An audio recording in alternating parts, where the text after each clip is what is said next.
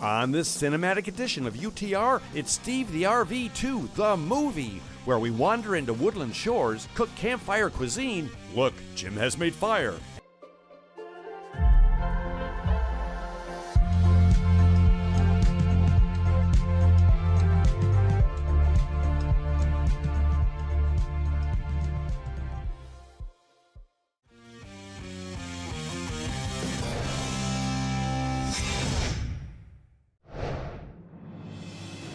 In a world where Michigan needs to be explored, we bring you Steve the RV 2, the movie. Starring Jim Edelman, driver and chef extraordinaire. Tom Dalton, the man who knew too little. And playing the part of our mystery cameraman, the Canon C100 Mark II. Oh, and of course, our star and parkable protagonist, Steve the RV. Up Steve in the afternoon, and the day was getting away from us. Our next order of business was to find a suitable yet sensational place to bed down Steve for the night. And in no time at all, we pulled into wonderful Woodland Shores RV Resort in Mears. And speaking of Mears, Woodland Shores is mere moments away from Silver Lake, one of the best places on the planet to stay and play in the sand. Whether you want to hike, ride, or go with a guide, you can totally pick how you want to do these magnificent dunes. We were there a few seasons back, and we had as much fun as I got sand in my shoes. And trust me, I got a lot of sand in my shoes. Anyway, back to settling in with Steve. It was time to check in at Woodland Shores, so we found out all about this awesome resort with Christine Bailey. First thing I have to say, Christine, is what's it like running a place where you have multiple generations, where you've got, somebody's grandfather or great-grandfather may have brought their family here that many years ago. That must be cool. It is. It's special. It is something special. You get to meet families and you get to meet, multiple members of the family, and it's a big community. Yeah, it's funny because when we first pulled in here today, this place is so iconic up north Michigan. It's just the drive in alone sold me on the place. It's so beautiful, it's so green. It's like a little neighborhood back in here. It is. And you've got how many sites? A little bit over 350.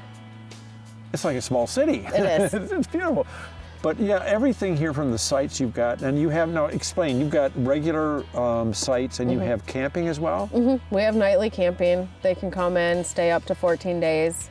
So we do allow that. We have weekend campers. We do have 3-night minimal on the weekends. But we have quite a bit of options. They can do the cabins. We have RVs for them to rent. So lots of different options. Yes, the cabins are really cute. I thought that's a nice option if you don't have, an RV or a tent, or you just want something a little nicer. Yeah, the cabins are very cool. They are. But what really sold me when we got here was when you took us down to the beach. Yeah. To have a beach like that, I mean, how many resorts like this have beaches like that right on Lake Michigan? None. I mean, yeah, you've got to be the only one. And it's a beautiful, pristine beach. You can see, to the north, you can see the sand dunes. I mean, their jaws must drop when they come here and see that. They do. That is definitely a highlight of this park, especially sunsets. Oh, yeah. Oh, that's right. That faces Yes, west. yes. Bonus. Well, aside from having one of the most beautiful beaches I've seen in Michigan, you guys are so close to Silver Lake as well. I mean, and that's got to be a big draw.